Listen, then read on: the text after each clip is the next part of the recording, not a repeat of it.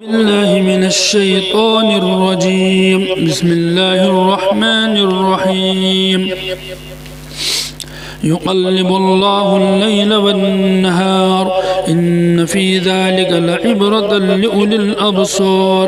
وقال الله تعالى إن عدة الشهور عند الله 12 شهرا في كتاب الله يوم خلق السماوات والأرض منها 4 حرم. صدق الله العظيم.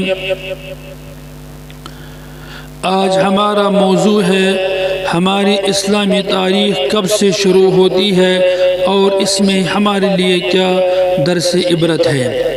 ہمارا اسلامی نیا سال قمری حساب سے شروع ہوتا ہے اور ہماری اسلامی تاریخ اور مہینوں کا شمار بھی قمری حساب سے ہوتا ہے.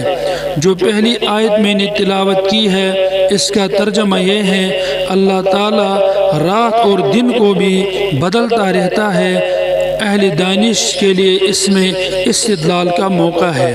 اور دوسری آیت کا ترجمہ یہ ہے بے شک مہینوں کی گنتی اور شمار جو کتاب الہی یعنی احکام شریعہ میں اللہ کے نزدیک معتبر ہے 12 مہینے ہیں اور ان میں 4 خاص مہینے ادب کے ہیں. ہمارا اسلامی نیا سال محرم الحرام سے شروع ہو کر ذوالحجہ پر ختم ہوتا ہے. اللہ تعالیٰ سے دعا ہے کہ اللہ رب العالمین ہمارے پچھلے سال کی کوتاہیوں لغزشوں اور تمام صغیرہ کبیرہ گناہوں کو معاف فرمائے، امت کے گناہوں کو بھی معاف فرمائے اور نئے سال کو ہم سب کے حق میں اور پوری امت پورے عالم کے مسلمانوں کے حق میں مبارک فرمائے. خیر و برکت، امن و سلامتی اور اس کی رضامندی والے کاموں میں مشغول ہونے کی توفیق نصیب فرمائے اور ہم سب کی مغفرت فرمائے. آمین ثم آمین. ہمارے اسلامی سال کے 12 مہینے ہوتے ہیں. ہمیں اسلامی مہینوں کے بھی نام یاد ہونے چاہیے. ہماری اسلامی تاریخ کی ابتدا ہجرت سے ہوئی ہے اور مشہور یہ ہے کہ ہجری تاریخ کی ابتدا حضرت عمر فاروق رضی اللہ تعالی عنہ کے زمانے میں ہوئی ہے. امام شعبی اور امام محمد بن سیرین سے مروی ہے کہ ایک مرتبہ حضرت ابو موسیٰ اشعری رضی اللہ عنہ نے حضرت عمر فاروق رضی اللہ تعالی عنہ کو لکھا کہ آپ کے سرکاری خطوط اور سرکاری اہم فرامین ہمارے پاس پہنچتے ہیں لیکن ان پر تاریخ نہیں ہوتی اور تاریخ نہ ہونے کی وجہ سے یہ متعین کرنا مشکل ہو جاتا ہے کہ کون سا خط مقدم ہے اور کون سا مؤخر. یہ سب خطوط بڑے ہی اہم اور دستاویز ہوتے ہیں، لہٰذا کوئی تاریخی نظام ہونا چاہیے کہ جس کی وجہ سے خطوط کی اور سرکاری فرامین کی ایک مستحکم نظام کے ساتھ حفاظت کی جا سکے اور اس پر عمل کرنے میں سہولت رہے. چنانچہ امیر المؤمنین حضرت عمر فاروق رضی اللہ تعالی عنہ نے 17 ہجری میں صحابہ کرام رضوان اللہ علیہم اجمعین کو اسلامی تاریخ متعین کرنے کے بارے میں مشورہ کے لیے جمع فرمایا. اجلہ صحابہ کرام رضوان اللہ علیہم اجمعین تشریف لائے اور مشورہ شروع ہوا. رسول اللہ صلی اللہ علیہ وسلم کی حیات طیبہ کے 4 پہلو بہت ہی اہم ہیں. نمبر 1 نبی پاک صلی اللہ علیہ وسلم کی مبارک ولادت. نمبر 2 نبی پاک صلی اللہ علیہ وسلم کی بعثت یعنی جب سے آپ علیہ السلام پر وحی مبین کا سلسلہ شروع ہوا اور آپ علیہ السلام کو نبوت سے سرفراز فرمایا گیا. نمبر 3 نبی اکرم صلی اللہ علیہ وسلم کی مکہ المکرمہ سے مدینہ منورہ کی طرف ہجرت. نمبر 4 نبی اکرم صلی اللہ علیہ وسلم کی وفات. ان 4 اہم پہلوؤں کو مد نظر رکھتے ہوئے بعض حضرات صحابہ کرام رضوان اللہ علیہم اجمعین نے مشورہ دیا کہ ہماری اسلامی تاریخ کی ابتدا نبی اکرم صلی اللہ علیہ وسلم کی مبارک ولادت سے ہونی چاہیے، مگر حضرت عمر فاروق رضی اللہ تعالی عنہ نے اس رائے کو پسند نہیں فرمایا. ارشاد فرمایا کہ اس میں نصارہ کے ساتھ مشابہت ہے. نصارہ کی اپنی ایک تاریخ جاری تھی تھی جسے ہم آج انگریزی تاریخ کہتے ہیں۔ نصارہ کی تاریخ کی ابتدا حضرت عیسیٰ علیہ السلام کی مبارک ولادت سے ہے۔ بعض حضرات صحابہ کرام رضوان اللہ علیہم اجمعین نے آپ علیہ السلام کی بعثت سے ابتدا کا مشورہ دیا۔ بعض نے کہا کہ رسول اللہ صلی اللہ علیہ وسلم کی وفات سے ابتدا کریں۔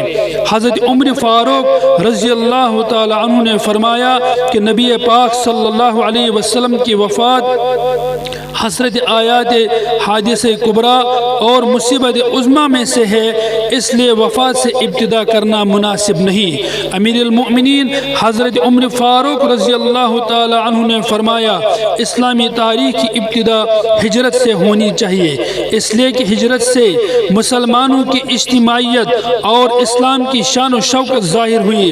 ہجرت سے ہی حق اور باطل کے درمیان فرق ہوا اور ہجرت سے ہی اسلام کی عزت اور غلبہ کی ابتدا ہوئی۔ ہجرت سے ہی اسلام کی سربلندی حاصل ہوئی اور کفر کی کمر ٹوٹی۔ اسلام معزز ہوا اور کفر ذلیل و خوار ہوا۔ ہجرت ہی کی برکت سے بیت اللہ مسلمان کے پاس آیا اور وہاں سے کفر و شرک کا نام و نشان ختم ہوا۔ ہجرت ہی کی برکت ہے کہ رسول اللہ صلی اللہ علیہ وسلم اور کفار مکہ کے درمیان صلح حدیبیہ کا عظیم الشان واقعہ پیش آیا، جس کو قرآن مجید نے فتح مبین فرمایا، اور صلح حدیبیہ کے بعد رسول اللہ صلی اللہ علیہ وسلم نے اس وقت کی سپر پاور حکومت قیصر و کسریٰ اور دنیا کے دیگر بادشاہوں کے نام اسلام کی دعوت کے خطوط روانہ فرمائے اور کفر کو للکارا اور صاف الفاظ میں اسلام کی دعوت پیش فرمائی۔ ہجرت ہی کی برکت تھی کہ مکہ مکرمہ میں جہاں صحابہ کرام رضوان اللہ علیہم اجمعین نے 13 سال تک مظلومانہ زندگی گزاری اور خود رسول اللہ صلی اللہ علیہ وسلم کو مکہ مکرمہ چھوڑنا پڑا۔ اللہ رب العزت نے ہجرت کی برکت سے مکہ مکرمہ کو مرکز اسلام بنایا اور مکہ مکرمہ پر رسول اللہ صلی اللہ علیہ وسلم کا غلبہ حاصل ہوا اور مکہ مکرمہ سے ہمیشہ ہمیشہ کے لیے کفر و شرک کا خاتمہ ہوا۔ ہجرت ہی کی برکت تھی کہ اسلام مدینہ منورہ اور مکہ مکرمہ سے نکلا اور پورے جزیرہ عرب میں پہنچا۔ اس لیے حضرت عمر فاروق رضی اللہ تعالیٰ عنہ نے فرمایا کہ ہجرت سے ہماری اسلامی تاریخ کی ابتدا ہونی چاہیے۔ حاضرین نے اس رائے سے اتفاق کیا اور سب نے اس رائے کو پسند فرمایا اور اس مبارک مجلس میں باتفاق رائے اس کا فیصلہ ہو گیا، یہ ہے اسلامی تاریخ کی ابتدا۔ اب اس کے بعد قیاس اور عقل کا تقاضا یہ تھا کہ سن ہجری کی ابتدا ماہ ربیع الاول سے ہوتی اور نیا اسلامی سال ربیع الاول سے شروع ہوتا، اس لیے کہ نبی اکرم صلی اللہ علیہ وسلم نے اسی مبارک مہینے میں ہجرت فرمائی تھی اور اسی مبارک مہینے میں رسول اللہ صلی اللہ علیہ وسلم مدینہ منورہ میں جلوہ افروز ہوئے تھے۔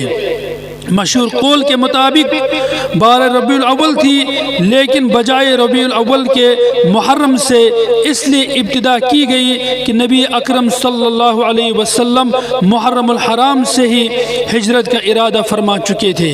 مدینہ منورہ سے انصار مدینہ موسم حج میں رسول اللہ صلی اللہ علیہ وسلم کی خدمت میں حاضر ہوئے تھے اور انہوں نے رسول اللہ صلی اللہ علیہ وسلم کے دست مبارک پر بیعت کی تھی، جس کو بیعت عقبہ ثانی کہا جاتا ہے، جس میں 73 مرد اور 2 عورتیں تھیں۔ سیرت کی کتابوں میں ان کے مبارک نام بھی محفوظ ہے۔ ان حضرات نے رسول اللہ صلی اللہ علیہ وسلم کو مدینہ منورہ آنے کی دعوت دی تھی۔ رسول اللہ صلی اللہ علیہ وسلم نے ان کی واپسی کے چند روز کے بعد ہی مدینہ منورہ ہجرت کا ارادہ فرمایا تھا اور پہلے صحابہ کرام رضوان اللہ علیہم اجمعین کو ہجرت کی اجازت مرحمت فرمائی، اس لیے سن ہجری کی ابتدا محرم الحرام سے کی گئی۔ حضرت عثمان اور حضرت علی رضی اللہ عنہما نے بھی یہی مشورہ دیا کہ سن ہجری کی ابتدا محرم الحرام سے ہونی چاہیے۔ حضرت عمر فاروق رضی اللہ تعالی عنہ نے یہ بھی ارشاد فرمایا کہ لوگ حج بیت اللہ سے فارغ ہو کر عموماً محرم الحرام میں ہی واپس آتے ہیں، لہذا مناسب یہی ہے کہ محرم سے ہمارے نئے سال کا آغاز ہو۔ چنانچہ الحمدللہ اس وقت سے ہماری اسلامی تاریخ کی ابتدا ہوئی اور دنیا میں ایک نئی تاریخ اور نئے دور کا آغاز ہوا، اور وہ دور اسلامی دور ہے، اور وہ دور وہ ہے کہ جس کی برکت سے پورا عالم اسلام نور سے جگمگایا۔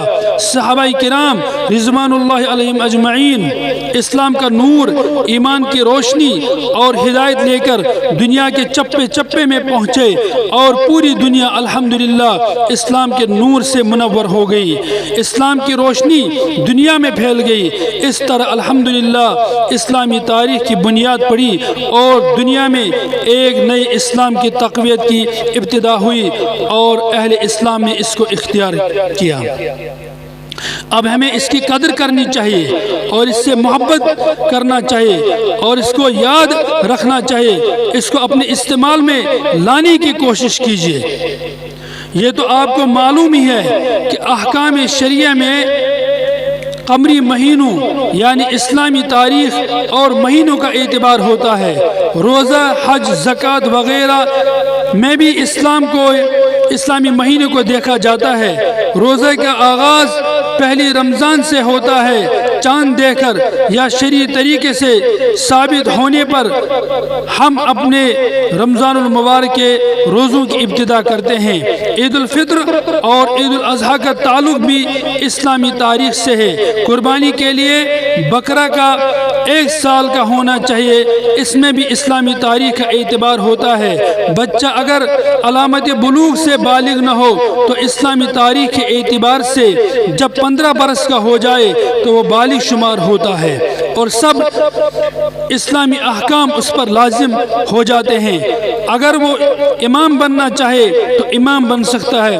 خدا نہ خواستہ عورت کو طلاق ہو جائے اور اس کو مہینوں سے عدت گزارنا ہو، یا اس کے شوہر کا انتقال ہو جائے اور اس سے عدت کے 4 مہینے 10 دن گزارنا ہو، تو اس میں بھی اسلامی تاریخ کو دیکھا جاتا ہے۔ زکوٰۃ میں بھی اسلامی سال کا اعتبار ہوتا ہے۔ جب اسلامی تاریخ سے 1 سال پورا ہو جائے تو زکوٰۃ ادا کرنا لازم ہو جاتا ہے۔